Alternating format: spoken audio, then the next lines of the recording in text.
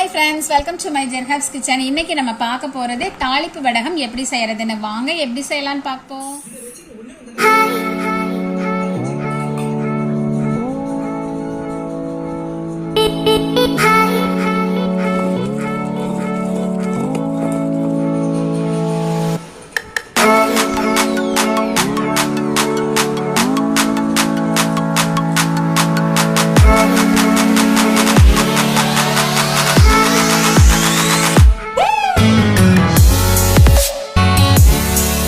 Kilo சின்ன வெங்காயம் இன்னைக்கு நான் எடுத்திருக்கேன். அதில் தான் நம்ம இன்னைக்கு தாளிப்பு வடகம் செய்கிறத பார்க்க போகிறோம்.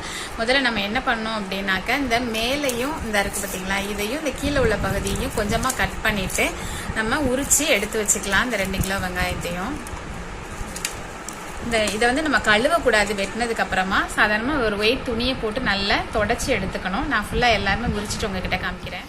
அந்த உரிச்சோம் இல்லையா 2 கிலோ வெங்காயம், அதெல்லாம் இந்த மாதிரி 1-2மா. இது நம்ம நிறைய மெத்தடில், அதாவது கிராமத்தில் பாரம்பரியமாக செய்யும் போது என்ன பண்ணுவாங்க அப்படின்னா உரலில் போட்டு அதை இடிச்சுக்குவாங்க இந்த மாதிரி 1-2மா. இல்லை நம்ம இப்போ உரல் இல்லை அப்படிங்கிற பட்சத்தில் நம்ம மிக்சியில், ஆனால் 2 சுத்து தான் சுற்றணும். நல்லா ஓட விட்டுட்டீங்க அப்படின்னா கொலன்னு ஆயிரும் தண்ணியாக. அந்த மாதிரி இல்லாமல் 2 சுத்து விட்டு விட்டு சுற்றி இந்த மாதிரி எடுத்துக்கலாம். இல்லை சாப்பர் வச்சுருந்தீங்கன்னா பொடிசாக கட் பண்ணிக்கோங்க. இதில் ஏதாவது ஒரு மெத்தடை நீங்கள் ஃபாலோ பண்ணிக்கோங்க. நான் சாப்பரில் தான் கொஞ்சம் 1-2மா கட் பண்ணி எடுத்திருக்கேன். அதுக்கப்புறம் நம்ம என்ன பண்ணணும் அப்படின்னாக்க, நம்ம இதுக்கு இப்ப இந்த 2 கிலோ வெங்காயம் அப்படிங்கிறப்ப உளுந்து 100 கிராம் எடுக்கணும். இதுல நீங்க வெள்ளை உளுந்து எடுக்கனாலும் எடுத்துக்கலாம். நான் கருப்பு உளுந்து தோலோட எடுத்திருக்கேன். அதை நல்லா ஒரு 2 மணி நேரம் ஊறினதுக்கு அப்புறமா தண்ணியே இல்லாம நல்லா வடிச்சிட்டு இந்த மாதிரி 1-2மா அம்மியில வச்சு 2 இழுப்பு தான் எடுத்திருக்கேன். அதை ரொம்பலாம் அரைக்கவே இல்லை, ஒன்று போல கூட்டி எடுத்து வச்சிருக்கேன். அவ்வளவுதான், தண்ணி எல்லாம் விடாம அரைச்சிக்கோங்க. அதுக்கப்புறம் விரலி மஞ்சள் இதுக்கு 50 கிராம் எடுக்கணும். 2 கிலோ வெங்காயத்துக்கு 50 கிராம் எடுக்கணும். அந்த விரலி மஞ்சளை நல்லா அம்மியில வச்சு அரைச்சிருக்கேன். நீங்க இதெல்லாமே மிக்சியில கூட 1-2மா அரைக்கிறனால அரைச்சிக்கோங்க. ஆனா முடிஞ்ச அளவுக்கு தண்ணி விடாம எல்லாமே பண்ணுங்க. மஞ்சள் மட்டும் தண்ணி விட்டு அரைச்சிக்கோங்க. அப்புறம் கடுகு இதுக்கு 100 கிராம் கடுகு எடுத்துக்கணும். சீரகம் 25 கிராம் எடுக்கணும். வெந்தயம் 25 கிராம் எடுத்துக்கணும். அப்புறம் 1/4 கிலோ பூண்டு, 2 கிலோ வெங்காயத்துக்கு 1/4 கிலோ பூண்டு எடுக்கணும். ஆனா இது சின்ன வெங்காயத்துல தான் செய்யணும், அப்பதான் ரொம்பவே நல்லா இருக்கும். இந்த 1/4 கிலோ பூண்டையும் இந்த மாதிரி 1-2மா, ஏதாவது இந்த இடிக்கிற உரல் மாதிரி இருந்துச்சு அப்படின்னா இந்த மாதிரி இடிச்சுக்கோங்க. இல்ல மிக்சியில கூட 1-2மா ஒட்டி எடுத்து வச்சுக்கோங்க. அப்புறமா 2 கைப்பிடி அளவுக்கு நம்ம கருவேப்பிலை 2 கைப்பிடி அளவுக்கு இந்த மாதிரி கிள்ளி வச்சுக்கிட்டேன். நான் எதுலையுமே தண்ணி இல்லாம கொஞ்சம் பாத்துக்கோங்க. அப்புறமா இதுக்கு நம்ம பயன்படுத்த போறது கல் உப்பு தான் பயன்படுத்தணும். 1 கை அளவுக்கு நம்ம கல் உப்பு பயன்படுத்தணும்.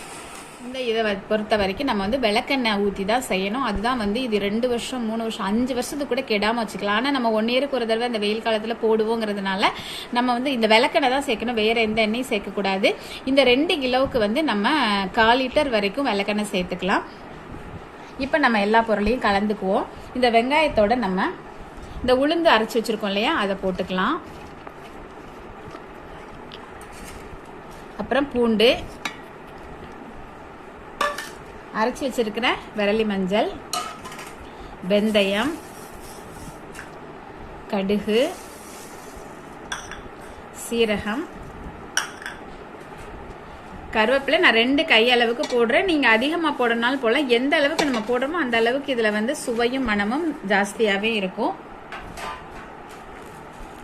அப்புறம் 1 கை அளவுக்கு, இது கரெக்டா அளவா இருக்கும். பத்தலைனா கூட நம்ம திரும்ப நாளைக்கு இதை செய்யும் போது நம்ம சேர்த்துக்கலாம். கல்லுப்பு போட்டு தான் செய்யணும், அப்பதான் கெடாம இருக்கும். இது ரொம்ப நாள் வச்சிருக்கிறதுனால நம்ம அந்த மாதிரி தான் செய்யணும். அப்புறமா இதை பிசையும் போது நல்லா அழுத்தி அழுத்தி அழுத்தி கையை வச்சு பிசையணும். எல்லா பக்கமும் எல்லாம் படுற மாதிரி அழுத்தி பிசைஞ்சுக்கணும்.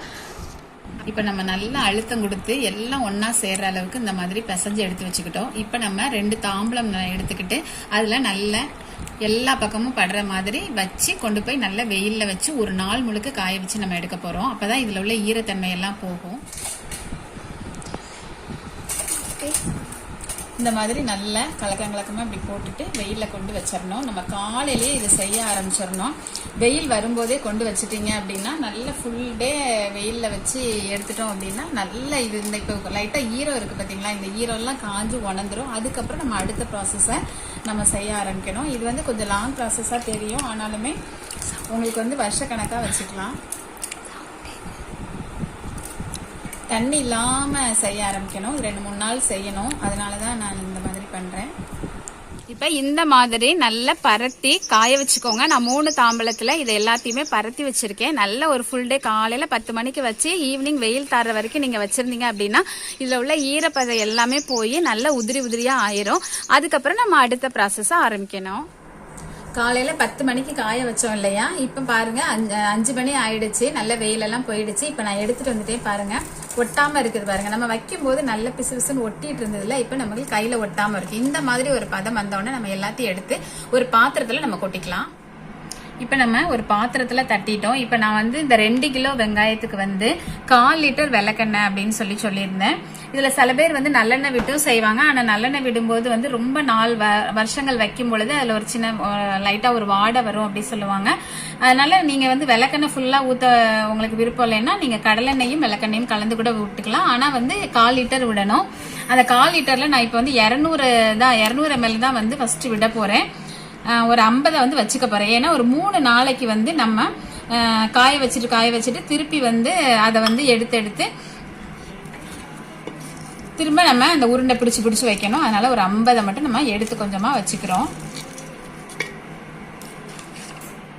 இப்ப நல்லா ஒரு 200 ml விளக்கெண்ணெய் விட்டாச்சு. நல்லா எல்லா பக்கமும் படுற மாதிரி நம்ம கலந்துக்கணும். இந்த விளக்கெண்ணையும் இதுல போட்டிருக்க கல்லுப்பும் தான் வந்து இது கெட்டு போகாம ரொம்ப வருஷத்துக்கு நமக்கு வச்சிருக்கு. நல்லா கலந்து விட்டுக்கோங்க. நல்லா கலந்ததுக்கு அப்புறமா நல்லா இப்படி டைட்டா அமுக்கி வச்சுக்கலாம். நம்ம அப்பதான் நல்ல ஒரு நைட்டு ஃபுல்லா நம்ம இப்படியே வைக்க போறோமோ அப்ப நல்லா ஊறி காலையில நமக்கு பிடிக்கிறதுக்கு நல்லா இருக்கும். இப்படி நல்லா நம்ம அமுக்கி விட்டுக்கணும். இதை வந்து ஒரு தட்டு போட்டு மூடி வச்சிடணும். ஆனா நல்ல டைட்டா இருக்கக்கூடிய கரெக்டான மூடி இருக்கும்ல, அந்த மாதிரி மூடிய வச்செல்லாம் மூடிடாதீங்க. காத்தே புகாத அளவுக்கெல்லாம் மூடி வைக்க வேணாம். சும்மா சாதாரண பிளேட் போட்டு நீங்க மூடினீங்கன்னா போதும். காத்தே புகாம மூடி வைக்க கூடாது. டைட்டா அமுக்கி விட்டுக்கலாம்.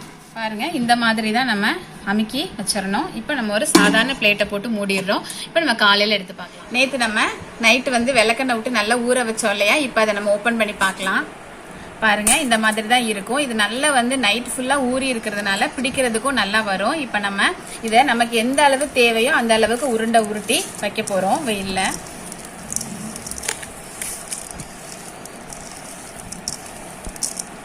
இதை நம்ம உருட்டுறதுக்கு முன்னாடி கொஞ்சமா கையில விளக்கெண்ணையை தொட்டுட்டு நம்ம பிடிச்சோம் அப்படின்னா கொஞ்சம் நல்லா பிடிக்க வரும். ஆனா பிடிக்கும் போது நல்லா டைட்டா பிடிச்சு வைக்கணும். பாருங்க இவ்வளவு அழகா உருட்டுறதுக்கு வருது பாத்தீங்களா. ஆனா நல்லா டைட்டா பிடிச்சு வைங்க. எந்த அளவு உருண்டை வேணுமோ அந்த அளவுக்கு நீங்க உருட்டி வச்சுக்கலாம்.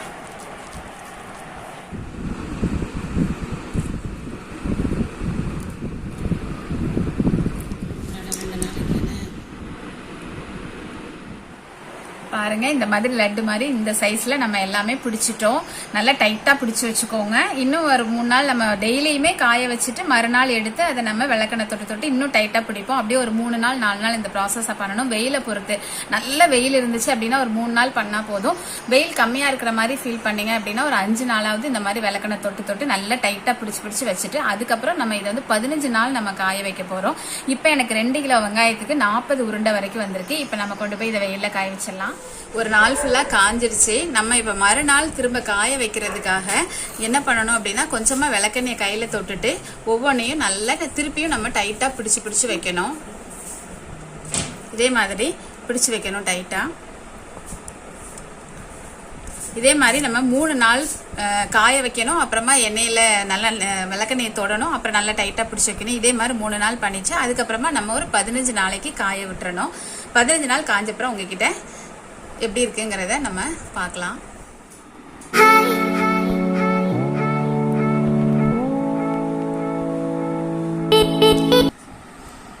இப்ப பாருங்க 15 நாள் நம்ம காய வச்சு எடுத்துட்டோம். தாளிப்பு வடகம் எவ்வளவு சூப்பரா ரெடி ஆயிடுச்சு பாருங்க. 3 நாள் மட்டும்தான் விளக்கெண்ணெயில பிடிச்சு வச்சோம். அதுக்கப்புறம்லாம் சும்மா நம்ம காலையில ஒரு வெயில் வந்தோடனே வச்சுட்டு ஈவினிங் எடுத்துருவேன். அதே மாதிரி தான் 15 நாள் வச்சு எடுத்திருக்கோம். எவ்வளவு அழகா ரெடி ஆயிட்டு பாருங்க. இது எவ்வளவு நாள் ஆனாலும் நல்லா ஸ்டோர் பண்ணி வச்சுக்கலாம்.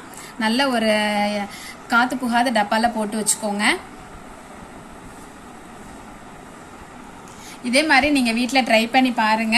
இது வந்து நம்ம எதுக்கெல்லாம் பயன்படுத்தலாம் அப்படின்னா, கீரையெல்லாம் பருப்பு போட்டு கடைவோம் இல்லையா, அந்த மாதிரி ஐட்டத்துக்கெல்லாம் வந்து கொஞ்சமா நீங்க பிச்சு போட்டு உதுத்து தாளிச்சிங்க அப்படின்னா, கடுகு எல்லாம் கூட போடாமலே கூட இதை மட்டும் போட்டு தாளிச்சாவே ரொம்பவே டேஸ்டியா இருக்கும். அது மட்டும் இல்ல சாம்பார் தாளிக்கிறதுக்கு யூஸ் பண்ணிக்கலாம், பருப்பு தாளிக்கிறதுக்கு யூஸ் பண்ணிக்கலாம், அப்புறம் மீன் குழம்பு, புளி குழம்பு இந்த மாதிரி ஐட்டத்துக்கும் நீங்க தாளிக்கிறதுக்கு யூஸ் பண்ணலாம். கடுகே போடாம கூட இதை மட்டும் நீங்க உதுத்து போட்டீங்கன்னாவே ரொம்பவே டேஸ்டியா இருக்கும். கண்டிப்பா வீட்டில் ட்ரை பண்ணி பாருங்க. அப்புறமா நான் ஒன்னு சொல்ல மறந்துட்டேன், கடையில வாங்கும்போது ஒரு உருண்டை, நான் அன்னைக்கு கடையில போய் வாங்கினப்ப பாத்தீங்கன்னா ஒரு உருண்டை 20 ரூபான்னு சொல்லி வாங்கிட்டு வந்தேன். அப்ப எவ்வளவு காஸ்ட்லியா இருக்கு பாருங்களேன். அது மட்டும் இல்ல, நம்ம போடுற மாதிரி இந்த இன்கிரீடியன்ஸ் எல்லாம் போட்டிருக்க மாட்டாங்க. அதனால நீங்க கண்டிப்பா வீட்டில் ட்ரை பண்ணி பாருங்க. பிடிச்சிருந்தா லைக் பண்ணுங்க, ஷேர் பண்ணுங்க, சப்ஸ்கிரைப் பண்ணுங்க. Okay, bye friends.